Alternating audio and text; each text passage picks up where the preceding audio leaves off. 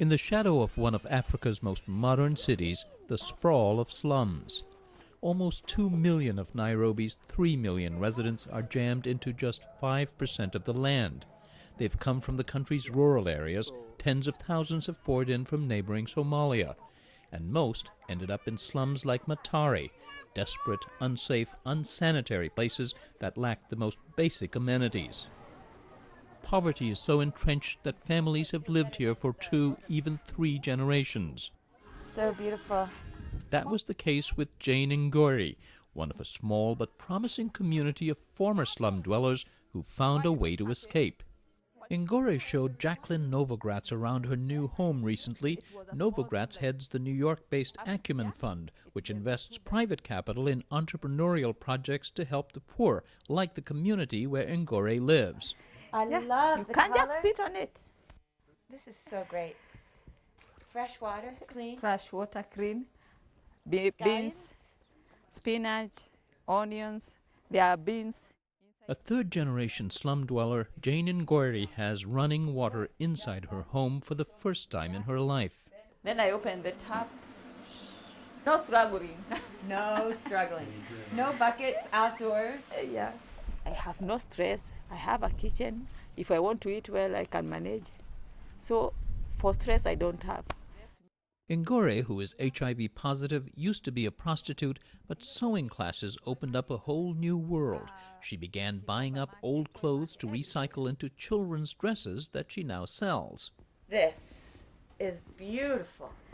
Even with a stable and increasing income, buying a home is normally out of the question for someone like Jane Ngori. It's very difficult to get any access to bank credit. As a Jane, for instance, an HIV-positive ex-prostitute who does informal tailoring and lives in Mathare with no legal address. Not exactly your perfect candidate for a bank. So Jane Ngori turned to a microfinance group called Jami Bora, which gives housing loans to low-income people. They must demonstrate the ability to handle credit and save money regularly, as Ngori did by saving for a down payment and paying back a sewing machine loan. Impressed by its sound lending practices, Novogratz decided to invest $250,000 Acumen Fund dollars in Jami Bora. Jami Bora is extraordinary in that it is completely based in community. Jami Bora now has people with 7, 8 years of credit experience who are repaying on a regular basis, who by using incrementally larger loans have increased their businesses to the point where they're making $4, $5, $6 a day, and where they can afford to buy a house. If you can structure the mortgage for a long enough time so that the monthly payments are equal to or less than the monthly payments that people were making in the slums. In other words, by stretching out the length of the mortgage, Jane Ngori pays the same here for her house as she did for renting one room in the Matare slum. She saved for 5 years to make the down payment of 10%.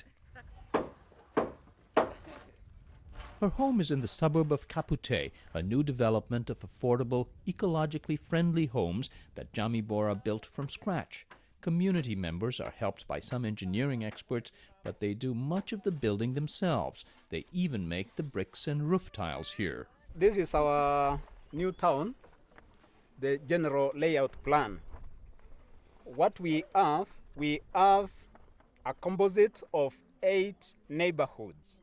And in between, we will have our light industry, our markets, our police stations, and all other social amenities. So far, they've built 700 homes.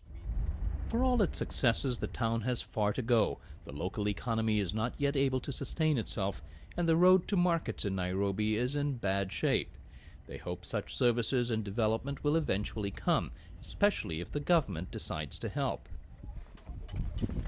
Novogratz sees Kapute as a model for housing developments worldwide, one that can be scaled up to serve many more than the 2,000 families planned here. But to her, it's a reminder of another critical element in helping the poor. We need hope in the world, and that you can move people from Mathare to houses like that are cheerful and airy with bathrooms. and have those sunflowers standing right there, to me was almost a sign of you just got to keep going. And that we scale these, we have the numbers, but don't forget the hope, because we need that as a world too. She's in her 4th year. She will complete her high school in this year.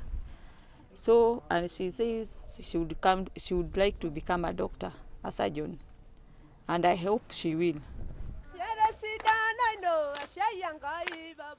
And perhaps the most hopeful sign that housing developments like this can work is that last year, Jamii Bora paid back its entire loan to the Acumen Fund.